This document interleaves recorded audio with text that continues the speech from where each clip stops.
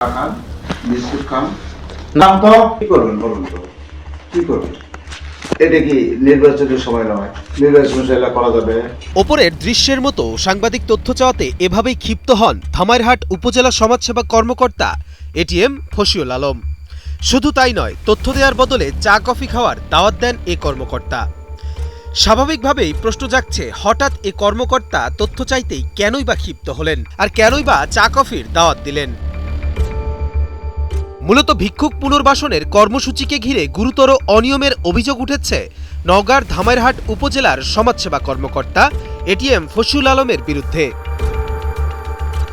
গত 15 জানুয়ারি উপজেলার কয়েকটি পরিবারকে ভেড়া বিতরণ করা হয়, তবে বিতরণের পরপরই শুরু হয় সমালোচনা। স্থানীয়দের অভিযোগ, এই ভেড়াগুলো প্রকৃত ভিক্ষুকদের না দিয়ে দেয়া হয়েছে সচ্ছল ও কর্মকর্তার নিজ গ্রামের পরিবারকে।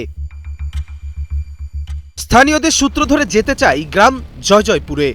সেখানে ভিক্ষুক পরিচয়ে তালিকাভুক্ত ব্যক্তিদের খোঁজ করা হলেও স্থানীয় কেউ তাদের ভিক্ষুক হিসেবে চিনতে পারেননি। ছবি ও ভিডিও দেখালে সবাই চিনতে পারলেও উঠে আসে চাঞ্চল্যকর তথ্য, তারা কেউই ভিক্ষুক নন। সবাই স্বাবলম্বী এবং নিজের বাড়িঘরও আছে। টানা তৃতীয়বার অর্জন করেছে দেশের সেরা সুপার ব্র্যান্ড স্বীকৃতি বসুন্ধরা। ভিক্ষুক কাক বলা যায়, যারা ভিক্ষা করে তাকে বলা যায় ভিক্ষুক। ভিক্ষুকের মধ্যে কম একটু। বাড়ি আগে ছিল মাটি, ওখানে ইটের বাড়ি দেখতেছি। কিন্তু না ফকির নয়, কেউ না ফকির। তাদেরকে দেওয়াটা আমি খারাপ মনে করতেছি, তাদেরকে দেওয়াটা ঠিক হয়নি। স্থানীয়দের অভিযোগ অনুযায়ী যাদের মাঝে সরকারি অনুদান দেওয়া হয়েছে তাদের নাম মোসাম্মদ হাসনা হেনা, আসমা বেগম ও আমিনা বেগম।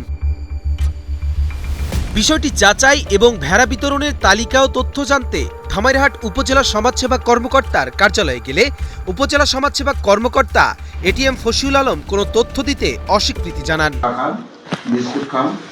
নাম তো কফি খান, দুধ কফি। এগুলো কি করবেন বলুন তো, কি করবেন?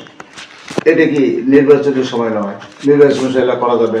ঘটনার সত্যতা যাচাই করে আইনগত ব্যবস্থা গ্রহণের আশ্বাস দেন উপজেলা নির্বাহী অফিসার। আপনি ব্যবস্থা অবশ্যই গ্রহণ করবো, কেন করা হবে না বলেন? ইনফরমেশন গুলো দিয়ে যে একে একে দেওয়া হয়েছে, এরা স্বাবলম্বী, এদের আছে, তাহলে আমি ব্যবস্থা গ্রহণ করতে পারবো। একজন সমাজসেবা কর্মকর্তার বিরুদ্ধে যদি এমন অনিয়মের অভিযোগ ওঠে, তাহলে সমাজের সবচেয়ে পিছিয়ে পড়া মানুষগুলো যাবে কোথায়? এমন প্রশ্ন তুলছেন সচেতন মহল। মোহাম্মদ মাহফুজুর রহমানের পাঠানো তথ্যচিত্রে ডেস্ক রিপোর্ট, কালের কণ্ঠ।